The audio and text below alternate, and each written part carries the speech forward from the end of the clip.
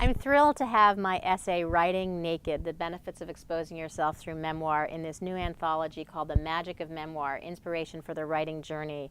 I prepared an excerpt for a literary salon I was hosting a couple of months ago, and I realized I wanted to just present a thumbnail excerpt of my piece in here, and I realized it was really a teacher's manifesto.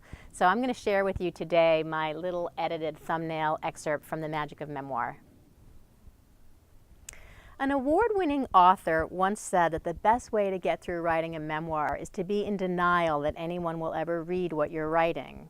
I get this. If I ruminated over possible responses to my work before it was written, I'd never get anything done. The muse shrivels under a microscope. In the writing classes I teach, lesson 1 is about getting out of your own way so that what wants to come through you is free to do so. I tell my students no one will read their work for now.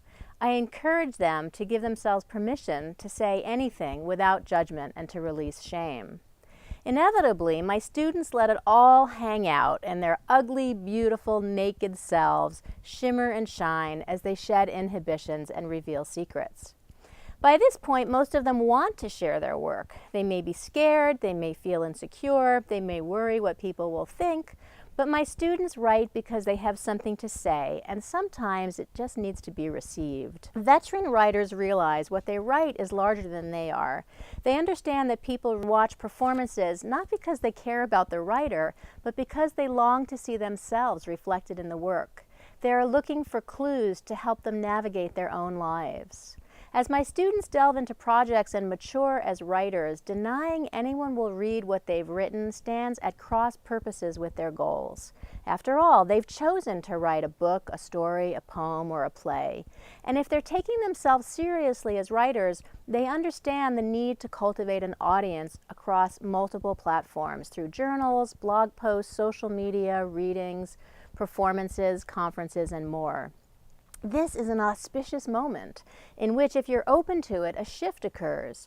You realize that denial as a coping mechanism may compromise your creativity and self-expression and rob you of opportunities for healing and growth.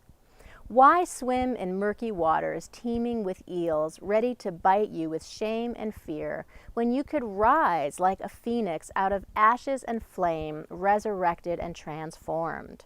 You realize that beneath this directive to be in denial that anyone will read your writing lurks the disempowering notion that it's not okay to speak the truth. This is a lie. Your willingness to bear witness to your life experience is sacred, honest, and brave. The process teaches you how to stand tall, to know that your fears and so-called imperfections are fine. The opportunity here is to say yes to your dreams and to your life. Repeatedly. It means granting yourself permission to be who you are, to share yourself through your writing, and to know this is an act of generosity of spirit. Exposure is daunting only when a lack of self-acceptance lurks in the shadows, where egos swell and validation is sought from the outside instead of within. Self-acceptance is as important in a writing class as writing. I teach art and craft, and I teach my students about platform, publishing, and reading their work in public, but I also teach them how to stand in their truth, how to dust themselves off and shine as the exquisite, naked human writers they are. Writers have been accused of being self-centered navel-gazers, even exhibitionists, but many of us are healers. You can't heal what you can't see or what you don't know is there. Writing helps us see what's there. It's like shining a light on a shadow.